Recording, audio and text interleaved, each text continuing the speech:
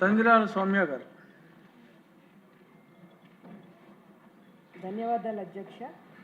మహిళా సంక్షేమం మీద మాట్లాడే అవకాశం ఇచ్చినందుకు ధన్యవాదాలు. రాష్ట్ర జనాభాలో సగభాగంగా ఉన్న మహిళల అభ్యున్నతి ధ్యేయంగా పెట్టుకొని ఒక మహాసంకల్ప పత్రాన్ని సభ ముందుంచడం మన ప్రభుత్వ చిత్తశుద్ధికి నిదర్శనం అధ్యక్ష. ఎత్ర నార్యస్తు పూజ్యంతే రమంతే తత్ర దేవతః. ఎక్కడైతే మహిళలు గౌరవింపబడతారో అక్కడ దేవతలు కొలువై ఉంటారని మన సంస్కృతి చెబుతుంది అధ్యక్ష. ఆ సంస్కృతికి రాజకీయ రూపం ఇచ్చింది గతంలో తెలుగుదేశం ప్రభుత్వం, ప్రస్తుతం ఎన్డీఏ కూటమి ప్రభుత్వం అధ్యక్ష. నాడు మహిళలకి ఆస్తిలో సమాన హక్కు కల్పించి మహనీయులు శ్రీ నందమూరి తారక రామారావు గారు సామాజిక విప్లవానికి నాంది పలికారు. ఆ మార్గాన్ని మరింత బలపరుస్తూ శ్రీ నారా చంద్రబాబు నాయుడు గారు డ్వాక్రా వ్యవస్థ ద్వారా మహిళల చేతికి ఆర్థిక శక్తిని అందించి వారిని ఆర్థిక స్వావలంబన దిశగా నడిపించారు అధ్యక్ష. ఈనాడు మన కూటమి ప్రభుత్వం మహిళా అభ్యున్నతిని కేవలం సంక్షేమ పరిమితితో చూడటం లేదు అధ్యక్ష. ఉమెన్ వెల్ఫేర్ నుంచి ఉమెన్ ఎంపవర్మెంట్ వరకు, అక్కడి నుంచి ఉమెన్ ఆంటర్ప్రెన్యూర్షిప్ వరకు తీసుకెళ్లే ప్రయత్నంలో ఆధునిక ప్రపంచాన్ని అందిపుచ్చుకుంటుంది అధ్యక్ష. ఈ విజన్ మన బడ్జెట్లో 4 స్తంభాలపైన ఆధారపడి ఉంది అధ్యక్ష. మొదటి స్తంభం చూస్తే ఆర్థిక స్వావలంబన. మహిళలు ఆర్థికంగా బలపడితేనే కుటుంబం బలపడుతుంది అధ్యక్ష. డ్వాక్రా మహిళల సాధికారత కోసం పావుల వడ్డీకే రుణ సాయం అందించేలా 2000 కోట్లు కేటాయించి విద్య, వివాహం మరియు స్వయం ఉపాధి అవసరాలకు కొండంత అండగా నిలిచాం అధ్యక్ష. అదేవిధంగా గ్రామీణ జీవనోపాధి మిషన్, అదేవిధంగా మహిళల రైతుల సాధికారత కోసం 30 కోట్లు వెచ్చిస్తూ మరి మహిళలను ఆర్థిక వ్యవస్థగా కీలక శక్తిగా మారుస్తున్నాం అధ్యక్ష. అదేవిధంగా రెండవ స్తంభం చూస్తే సామాజిక భద్రత అధ్యక్ష. సామాజిక భద్రత లేని చోట సాధికారత అసాధ్యం అధ్యక్ష. గత ప్రభుత్వం నిలిపేసిన ఎన్టీఆర్ బేబీ కిట్ని 51.15 కోట్లతో పునరుద్ధరించి తల్లి బిడ్డల ఆరోగ్యానికి పహారా కాస్తున్నాం అధ్యక్ష. అహోరాత్రులు ప్రజారోగ్యం కోసం శ్రమిస్తున్న ఆశా వర్కర్ల గౌరవ వేతనాన్ని 10,000కు పెంచిన ఘనత మన ప్రభుత్వానికి అధ్యక్ష. అలాగే ఎన్టీఆర్ భరోసా పెన్షన్స్ ద్వారా 27,719 కోట్లు కేటాయించి వృద్ధులు, వితంతువుల జీవితాల్లో ఆత్మగౌరవాన్ని నింపాం అధ్యక్ష. మూడో స్తంభం చూస్తే గౌరవం మరియు స్వేచ్ఛ అధ్యక్ష.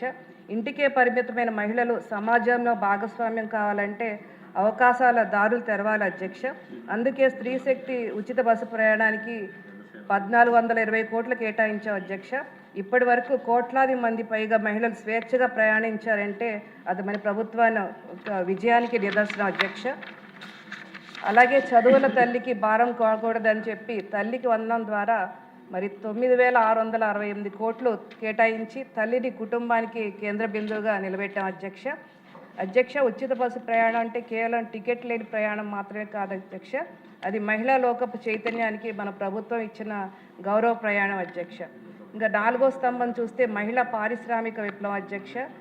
ఇది మన గౌరవ ముఖ్యమంత్రి శ్రీ నారా చంద్రబాబు నాయుడు గారు మరియు ఉప ముఖ్యమంత్రి శ్రీ పవన్ కళ్యాణ్ గారు కలగన్న నవశకం అధ్యక్ష. ఒక కుటుంబం ఒక పారిశ్రామికవేత్త లక్ష్యంతో ప్రతి ఇంట్లో ఒక మహిళను పారిశ్రామికవేత్తగా తీర్చిదిద్దే దశగా స్టార్టప్ విలేజ్ ఆంటర్ప్రెన్యూర్షిప్ కోసం 72 కోట్లు కేటాయించాం అధ్యక్ష. ఆస్తి హక్కుతో పాటు ఇళ్ల నమోదులో మహిళలకే ప్రాధాన్యత ఇస్తూ వారిని కేవలం గృహలక్ష్ములుగా కాక గృహ యజమానులుగా గౌరవిస్తున్నాం అధ్యక్ష. ఉద్యోగం కోసం ఎదురు చూసే మహిళ కాదు, ఉద్యోగాలు సృష్టించే మహిళే ఈ ప్రభుత్వం యొక్క ముఖ్య లక్ష్యం అధ్యక్ష. సంక్షేమం అందుకోవటం కాదు, సంపద సృష్టించే మహిళా శక్తిని నిర్మించడమే మన నాయకుడి అసలైన విజన్ అధ్యక్ష. ఒకప్పుడు చంద్రబాబు నాయుడు గారు దీపం స్కీమ్ ద్వారా పొగచూరిన ఆడబిడ్డల జీవితాల్లో వెలుగు నింపారు అధ్యక్ష. నేడు అదే దీపాన్ని దీపం 2 ద్వారా కోట్లాది మంది మహిళలకి ఉచిత గ్యాస్ సిలిండర్ రూపంలో మరింత ప్రకాశవంతం చేస్తూ మహిళల శ్రమను తగ్గించి వారి జీవితాల్లో వెలుగును నింపుతున్నారు అధ్యక్ష. మహిళల ఆర్థిక సామాజిక సాధికారతతో పాటు వారి భద్రత కూడా మన ప్రభుత్వానికి సర్వోన్నతం అధ్యక్ష. ఈ బడ్జెట్ ద్వారా పోలీస్ స్టేషన్స్లో మహిళా హెల్ప్ డెస్క్స్, అదేవిధంగా శక్తి బృందాలు, అదేవిధంగా 1 స్టాప్ సెంటర్లు ఏర్పాటు చేసి మహిళల రక్షణకు కవచం కల్పిస్తున్నాం అధ్యక్ష. చివరిగా అధ్యక్ష, ఈ బడ్జెట్ కేవలం అంకెల సమూహారం కాదు, 1.5 కోటి మంది ఆంధ్ర ఆడబిడ్డల ఆశల వారిది అధ్యక్ష. ఈ బడ్జెట్ని పూర్తిగా మద్దతు ఇస్తూ నాకు ఈ అవకాశం ఇచ్చినందుకు మీకు ధన్యవాదాలు అధ్యక్ష. Thank you. మహిళా శిశు సంక్షేమంపై మాట్లాడిన సత్యప్రభ గారు, ప్రశాంత్ రెడ్డి గారు, సౌమ్య గారు.